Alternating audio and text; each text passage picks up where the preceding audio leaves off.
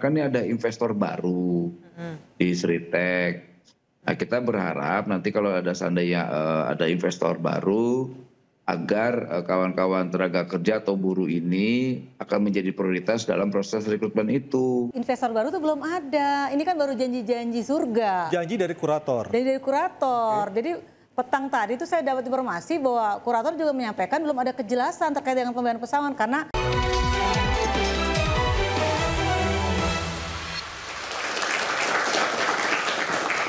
Mbak Esa, ini ada beberapa pendapat tentang begitu banyaknya PHK di Indonesia mulai dari tahun lalu sampai di bulan Maret malam hari ini kita berdialog seperti ini. Ada karena faktor kenaikan upah 6,5%, ada yang bilang karena Permendak yang mengizinkan impor bahan baku tekstil dan lain sebagainya. Dari amatan Anda, mana faktor yang paling besar yang menyebabkan begitu banyaknya PHK di Indonesia saat ini, Mbak? Ya, seperti tadi yang sudah saya jelaskan ya. Jadi memang ini sudah menjadi kayak seperti mungkin bola salju ya. Sudah jadi beberapa tahun yang lalu gitu bahwa memang masalah utamanya adalah ada penurunan daya saing. Nah, daya saing ini kan pasti macam-macam ya faktornya ya. Bisa misalnya gempuran dari kompetitor. Itu kita tahu bahwa keran impor terhadap produk-produk tekstil semakin besar. Dan juga banyak barang ilegal yang tidak bayar pajak. Betul, ditambah itu juga yang membanjiri produk yang kemarin sempat ramai soal thrifting itu ya Pak ya? Ya, di sini gitu. Nah kemudian tadi bahan baku, apalagi pandemi. Pandemi ini mempengaruhi dua sektor, sisi satu supply, which is tadi biaya dan lain-lain. Kedua adalah permintaan. Demand-nya ya? Demand-nya. Jadi di negara kan industri tekstil kita kan juga salah satunya pasarnya ekspor nih. Diekspor ke luar negeri di beberapa negara ini juga penurunan daya beli terhadap barang-barang ini, barang-barang tekstil ini sehingga penerimaannya turun, biayanya naik. Itu kan juga membuat semakin beban pada industri ini gitu ya. Apakah ini juga merupakan salah satu kegagalan pemerintah dalam mengantisipasi buruknya situasi ekonomi global? Ya, ini memang harusnya sudah menjadi, memang sudah banyak ekonomi yang memperingatkan gitu ya, bahwa industri ini, deindustrialisasi ini nyata gitu di depan kita ya. Bahwa kalau kita lihat dulu industri pengolahan ini berperan sangat penting terhadap PDB, mungkin 30% terhadap PDB. Sekarang sisanya apa sih Mbak penyebabnya? Ya tadi biaya produksi yang sangat tinggi, daya saing, misalnya contohnya banyak karena padat karya, terlalu banyak manusia yang kerja di situ. Tidak, mungkin salah satunya bagaimana inovasi juga gitu ya. Inovasi ini bagaimana produksi ya, produksinya menggunakan, apakah dia mengejar produksinya lebih tinggi gitu ya, supaya dia bisa memberikan harga yang murah kan nggak bisa bersaing dengan harga yang sangat murah sekali dengan produksi Cina, Vietnam dan lain-lain, biayanya menekan biaya sangat rendah sekali, dijual mereka masuk ke pasar Indonesia nggak bisa bersaing dengan harga tersebut. Jadi ya itulah. Saya ke Mas Zainul lagi. Mas Zainul, ini terkait lagi dengan kita balik lagi ke masalah Sritek, khususnya masalah THR. Tadi sudah konklusi dari segmen sebelum mengatakan udah nggak bisa nih. Karena tadi Pak Budi mengatakan legal standing-nya nggak ada buat pengusaha karena semuanya sudah diserahkan ke kurator dan juga putusan pengadilan nantinya. Nah, bagaimana cara mengkomunikasikannya ke karyawan ex-Sritek yang bisa mengatakan sudah tidak ada hak lagi untuk mendapatkan THR, Mas Zainul? Ya, kalau kami dari Komisi 9, Mas Ere ya, kita mendorong Kementerian Tenaga Kerja untuk mengambil langkah-langkah afirmasi ya. Afirmasi, mengambil langkah-langkah diskresi kalau diperlukan untuk berbicara dengan kurator sekali lagi. Oke, kita langsung bergabung dengan, belum. Kita langsung bertanya kepada Wakil Menteri Ketenagakerjaan, apa sudah bergabung bersama kami? Sudah. Oh baik. Selamat malam. Selamat malam Mas Eben. Mas Eben. Yuk, malam. Mas Eben, yang diperlukan adalah pemerintah harus mengambil langkah diskresi untuk dalam tanda kutip nalangin Sritek ini. Bisa nggak? Soal nalangin bukannya nggak bisa, bisa aja. Tapi kan gini lah, kita kan nggak mau terlalu jauh sekali. Tapi apapun yang terjadi, yang jelas negara tuh selalu hadir lah. Karena kita tidak mau ada sekian ribu atau sekian puluh ribu ini buruh harus terlantar karena soal kepelitan Sritek ini. Karena gini. ini kan yang mem-PHK-kan kawan-kawan dari kurator. Nah, kita kementerian nggak mungkin bisa menjangkau keputusan itu gitu loh. Nah, tinggal kita lihat nanti kan kurator juga punya komitmen untuk melakukan rekrutmen baru untuk 2 minggu ke depan ya. Itu janji kurator yang harus kita hargain.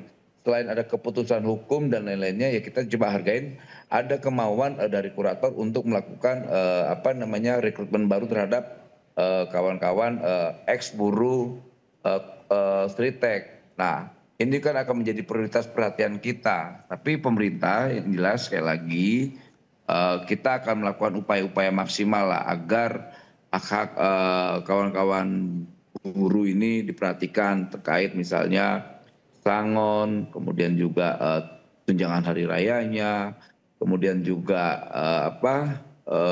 program-program misalnya kayak jaringan kehilangan pekerjaan JKP, JHT ya, Mas Eben ya? Iya. Oke, Mas Eben, saya potong dulu sebentar. Untuk masalah THR tadi sudah dikatakan di segmen sebelumnya, sebelum Mas Eben gabung, sudah tidak mungkin lagi THR dibayarkan kepada ex-karyawan Sritex. Karena secara legal standing, semua aset perusahaan telah diserahkan kepada pengadilan dan juga kurator.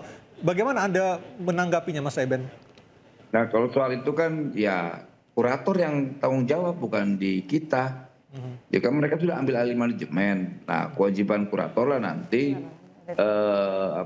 terkait kewajiban-kewajiban perusahaan kemarin kan hari ini bukan manajemen lagi yang harus menanggung terkait kewajiban itu ada di kurator. Kita lihatnya nanti kurator seperti apa teknisnya gitu. Yang jelas kita akan selalu memantau apa yang akan terjadi di Stritek 2 minggu mendatang lah ya, dari sekarang, dari kemarin keputusan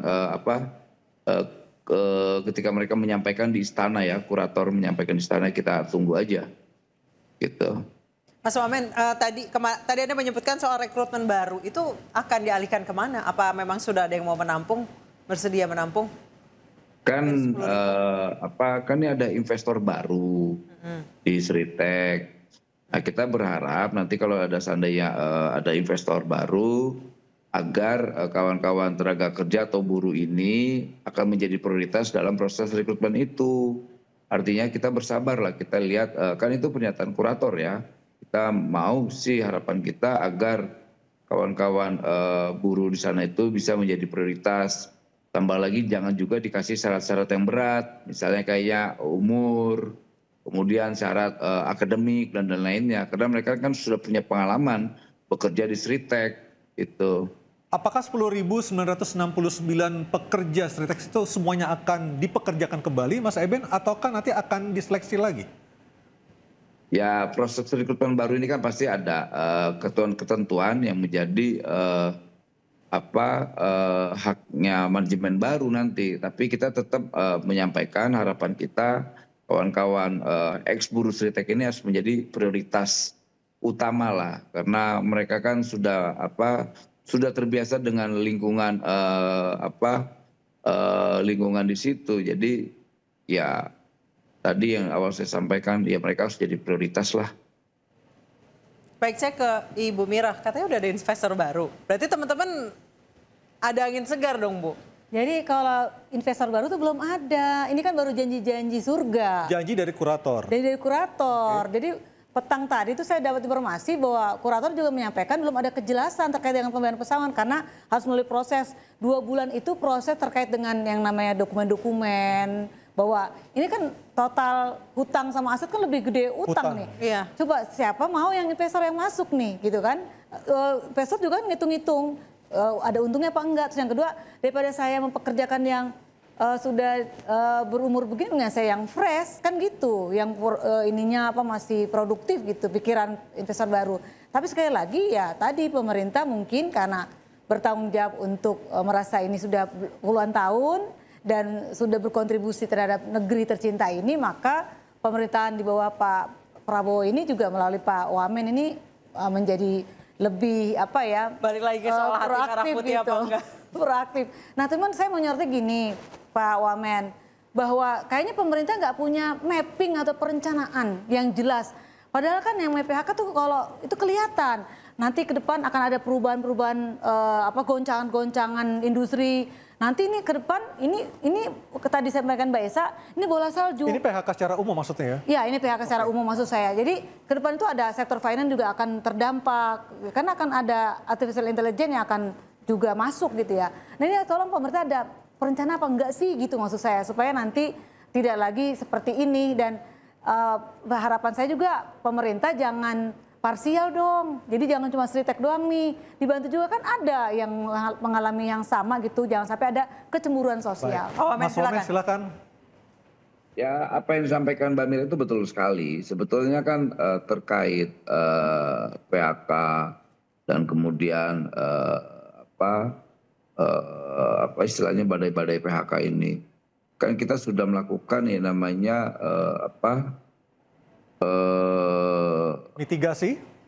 mitigasi dan terus kemudian kita juga sudah melakukan kolaborasi ke beberapa lembaga kementerian karena masalah ini kan bukan masalah Kementerian Tenaga Kerja doang.